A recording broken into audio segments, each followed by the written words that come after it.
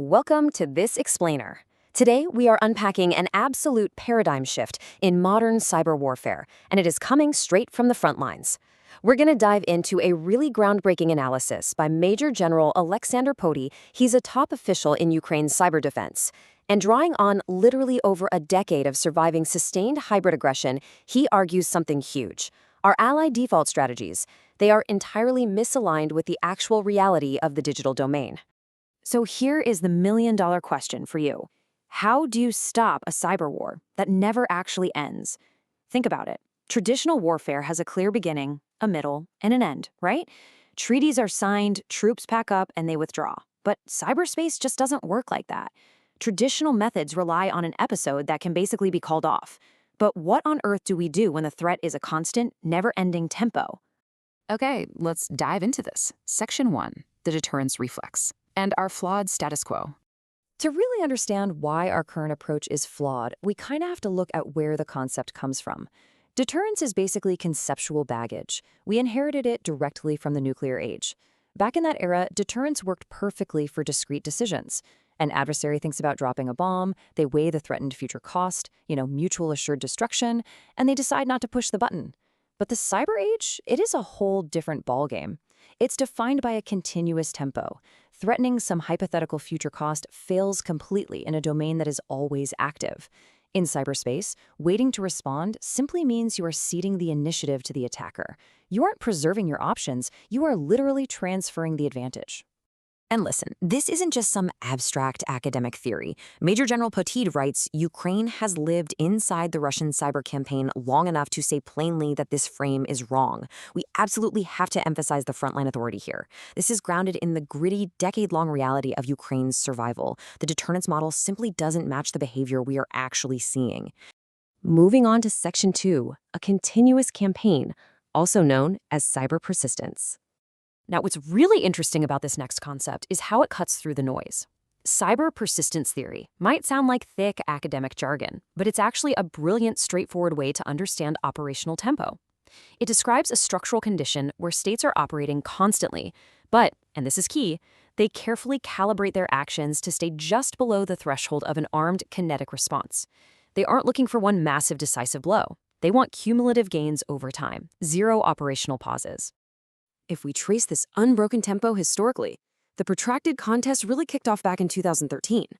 In the years leading up to 2022, there was this continuous, unbroken operational tempo against Ukrainian targets.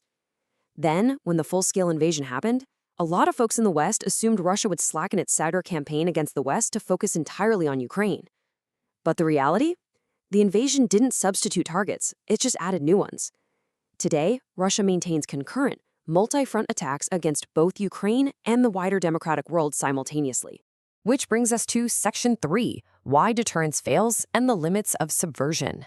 The author points to a really fascinating concept called the subversive trilemma. In cyber warfare, operations rely heavily on subversion and manipulation rather than direct brute force. And because of this, attackers are caught in a trilemma. They cannot simultaneously maximize speed, intensity, and control. They always have to compromise on something. Because cyber operations force a compromise, making them usually too slow or too low in intensity, they are rarely war-winning all on their own. And honestly, that is exactly why they are used as a quiet option again and again. But here's the kicker. This creates a massive blind spot for defenders. Because of the trilemma, subversion inherently underperforms. Often, an individual Russian cyber operation will fail or get blunted. When that happens, defenders tend to pat themselves on the back and say, look, our deterrence posture worked. But they are falsely crediting deterrence. What actually happened is just the inherent limits of subversion playing out. Mistaking this for a successful defense is the central error of the deterrence reflex. Why? Because it hides the terrifying reality that the adversary's overall capacity to keep campaigning remains completely intact. All right, Section 4, the strategy of exhaustion, or basically removing the means. This brings us to the core paradigm shift, and it is beautifully summarized by Major General Potii. He says, deterrence asks an adversary to decide against an act. Exhaustion asks the adversary nothing. It removes the means. This is huge. You are no longer trying to change the adversary's mind. You are directly targeting their physical and digital capability to fight, forcing them into a position where campaigning on every single front simultaneously becomes completely unaffordable. And this brilliantly illustrates what that looks like in practice. Think of an adversary's cyber capacity as a finite pool, right?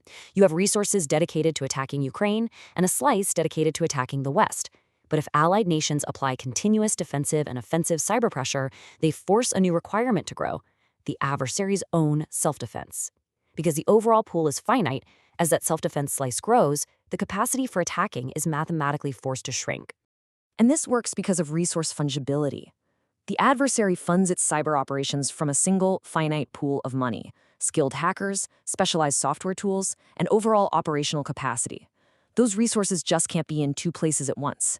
If a highly skilled Russian hacker is forced to spend their entire week patching vulnerabilities on a Moscow server because of allied cyber pressure, well, that is a hacker who physically cannot be attacking a Ukrainian energy grid or an allied NATO network at the exact same time.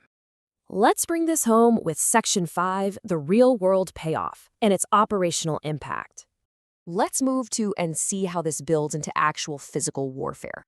Because cyberspace, it is completely, fully integrated into modern kinetic strikes. Step 1.